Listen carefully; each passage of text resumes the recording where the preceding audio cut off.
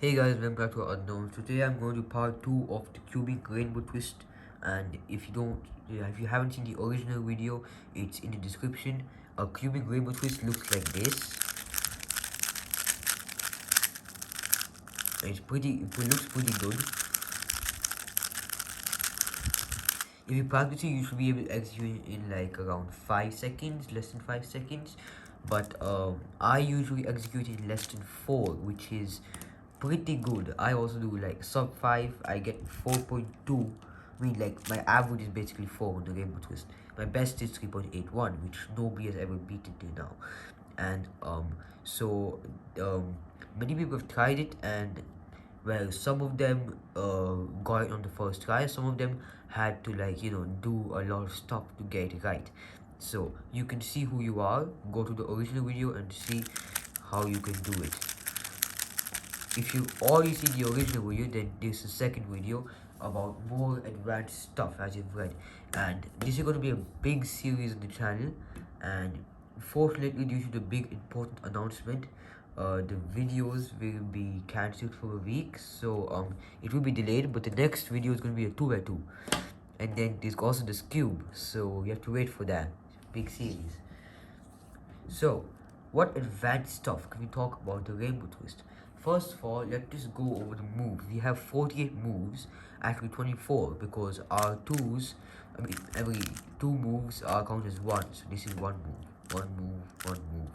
So, 24 moves in basically 5 seconds is pretty hard. If you divide that, that's 5 turns per second. But then it's not like you're just doing sledgehammer or something. You're doing double moves and you also rotating. These type of moves, you can do them. You can do them fast. I mean, like, but you can't do them as fast as if you're doing this, or like an algorithm. So let's just do the expert. You can't do it that fast. That's the thing. So 5 TPS is not that bad. But yeah, you could get better, and if you worse, it's completely fine. It's pretty hard to understand. But right now I'm just talking about the people who have reached sub 5, or even like a little bit above 5. It's fine. This is advanced stuff. It may help you get better also. So first of all, first thing, use any color. Make sure your hands are loose, and then when you just do it, you must move both hands. In the beginner one, I actually made a 30-minute long video on the full rainbow twist with advanced stuff, but I never published it because it was too long. So let's just consider me breaking it. But over here, in the advanced video, I also told you that you move both hands.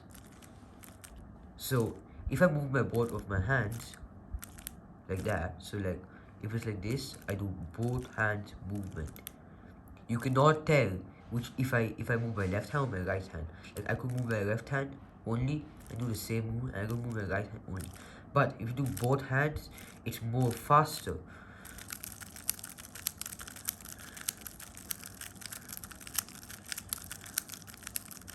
So that was the advanced one. Now this is the beginner one. So you can see how my left hand is staying in one place, which is not ideal. If you just let it move a little bit, you're gonna get it very good flow, which will help you get faster. And that's for the rainbow twist. One more thing is, never don't judge your cube. You should be able to do this on a Rubik's brand sub 5 very easily.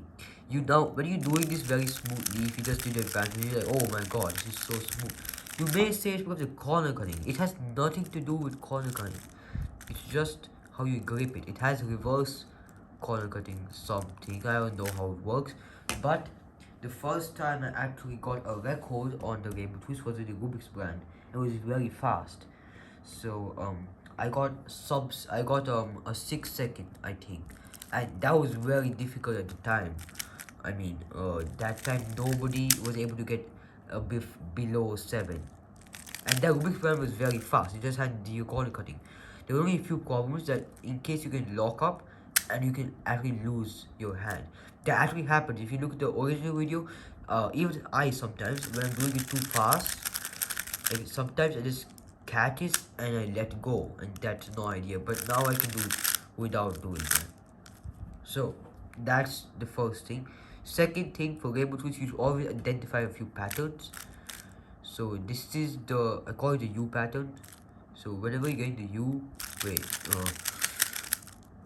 so wait, let me just go. So we have this, no, not this.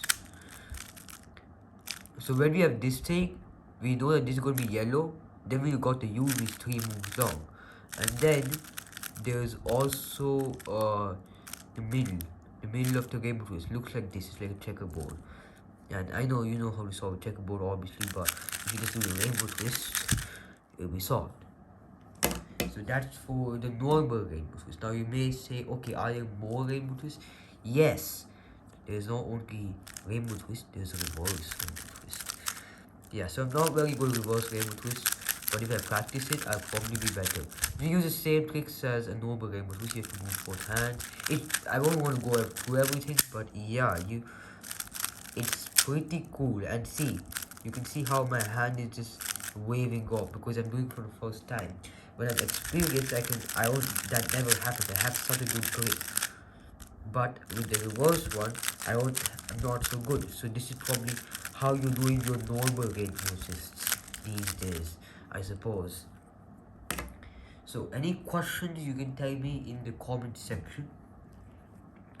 But I'm just saying that's the reverse rainbow twist, and there's also a few more patterns I'll be telling about. First of all is the juicy watermelon, and the juicy watermelon looks like this. You do 3 moves, and you hold it here, and you do 3 moves again. So there's basically 7 moves if you count the rotation, and it looks like this. So I will be having a debate on this. I'll just keep it in the pinned comment. So I'll be telling you about that, but let's just see if opposite colors and these bars seem to have like moved in like edge perm or something. That's on all sides. So if I just do it again, there, that's for that. Now let's go to the debate thing. Basically, if you know what X perms are, you will probably find it easy, but I'm just going to tell you what X perms are quickly. Basically, you probably have never heard of an X perm, and you may be very confused. I'm just going to clear that very quickly. If you do an H perm plus a U2, it's called an X perm. So the H perm is also called an X perm. So if I get H perm with a U2 AUF, you can also call it a direct X perm. And yeah, you can do the U2 after that.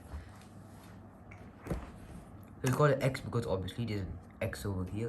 So what is the debate? The debate is this an X perm on all sides or an H perm on all sides? Now there are reasons for both, so I'll be going over all of them and then you can pick your side. So let's just get back to first of all, if you notice the centers aren't really moving. So like let's just focus on this bar. You can see it's red bar. So when it's moving, I want you only focus on that red bar. Okay. So when I'm moving this, you can see a red bar staying in the same place, blue bar in the same place, orange in the same place. Then moving this red bar, blue bar, and orange bar back, and these things have seemed to move, which is weird. Let's just say I'm facing blue, and then now I'm facing green, which is why it could be an H perm. Because I'm just doing 3 moves and reversing them, I should be on blue. So it could be an H perm, but centers are somehow not moving. These are moving, and maybe it's like creating an illusion or something. Doing this, I'm on blue, and then I regrip, and I'm back on blue. So yes, green and blue, but I'm not on blue, which is very weird. So you have to decide in the comments, is it an X perm or an H perm? I'm just saying it's an X perm on all sides because I like the bar theory. But you may have different reasons for your answers, and if you think of something completely different, please tell me in the comments. I mean the pinned comment, just reply to me. Do not make another comment because it'll be very hard for me to understand. Anyways, yeah, so that's for the advanced 3x3 stuff on Rainbow Twist. I mean, there's a lot of things to 2x2. I mean, many questions how you do a Rainbow Twist without holding the center. Do you have to like keep your hand in or something? It's very good. I'll just be showing you 2x2 Rainbow Twist, that's all. yeah, that's it. You just get one. You have to wait for the video. For now, you can just practice your rainbow twist. Okay, so I'm going to time the rainbow twist.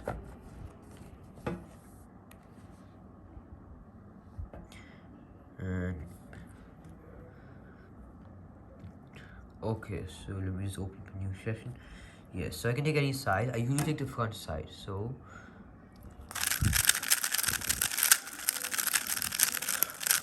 okay, do it again.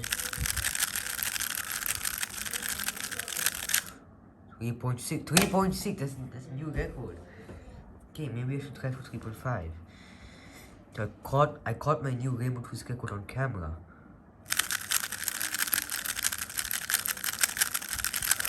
Oh, oops, I went too much.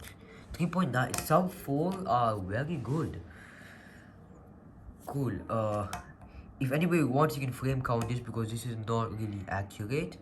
So I know it's not gonna be exactly 3.653, but yeah, that's gonna be my record.